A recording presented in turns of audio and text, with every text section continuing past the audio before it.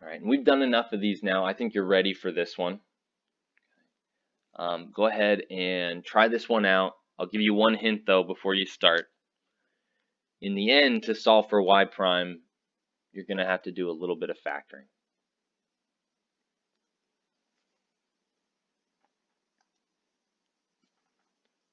All right, so hopefully you've given it a try. Let's take we're going to have to use the product rule here twice, right? We have functions of x times functions of x happening 2 times here. So if we take the derivative of the 4x, we get 4 times the second function, we get cosine of y, plus that first function, which is 4x, then times the derivative of cosine of y.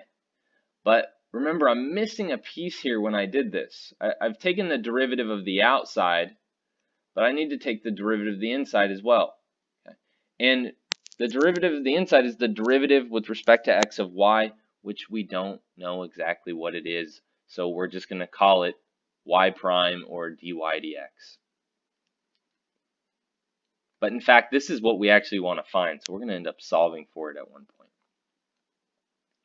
Then we have a little bit more product rule to go because we now need to differentiate this.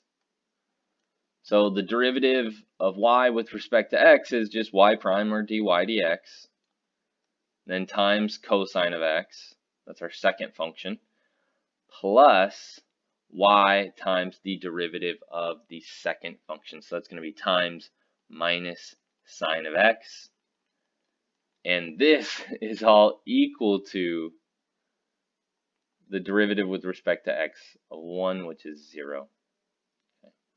And so I did skip it this time, but remember, this is all we did to start. We just took the derivative of each side of this equation.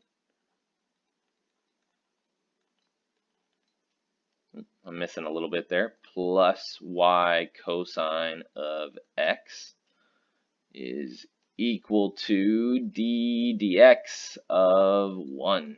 That's how we started.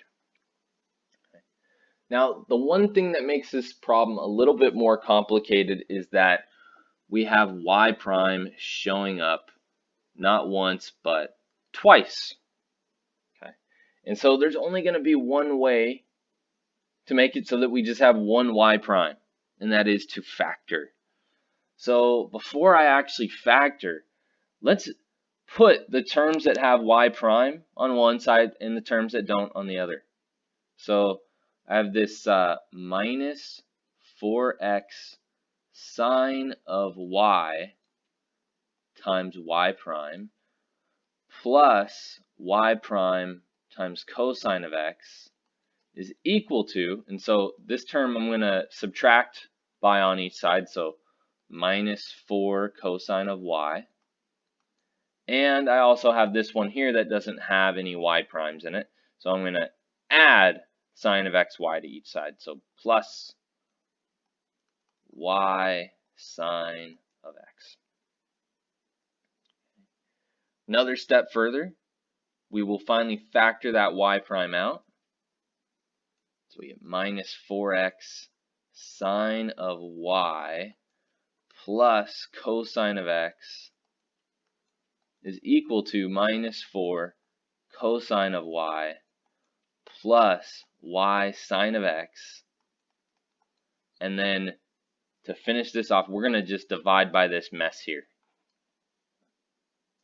And so we end up with y prime is equal to minus 4 cosine of y plus y sine of x all over minus 4x sine of y plus cosine of x.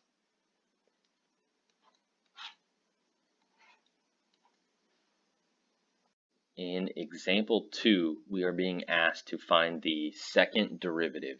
So this is going to be a little bit different than the previous ones. The beginning will look the same though. We'll start off just trying to find the first derivative. We're going to do this using implicit differentiation.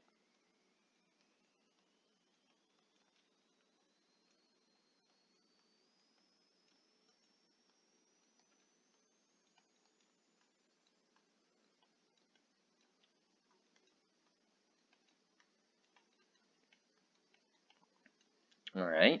So the derivative with respect to x of x squared is 2x. Then the derivative with respect to x of y squared is 2y times the derivative of the inside, which is y prime.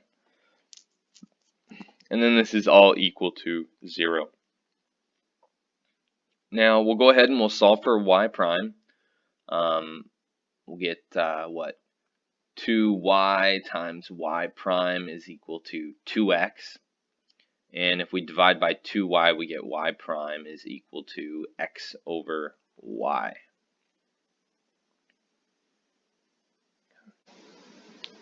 Let's continue with our implicit differentiation and find the second derivative.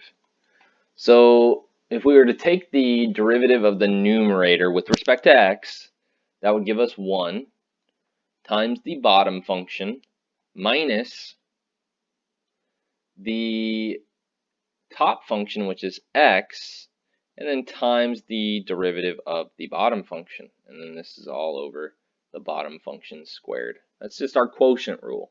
Okay. And next, we could rewrite that y prime. We know that y prime is equal to x over y. So this gives us y minus x times y prime, which is x over y. And then this is all over y squared. And we could go a step further. Let's say we're not too happy about this fraction in our fraction. Well, here we could multiply both the numerator and denominator by y to fix that. Okay. But before we do that, I'm going to do one more thing. I'll rewrite the numerator as y minus x squared over y. And now I'll just go ahead and multiply the numerator and denominator by y. When I distribute the y, we should get y squared minus x squared, right? The y times 1 over y cancel there. And then we get this all over y cubed. Okay. And this is a completely sufficient answer, but something neat happens here. And that is, if we remember from all the way up here, x squared minus y squared equals 1.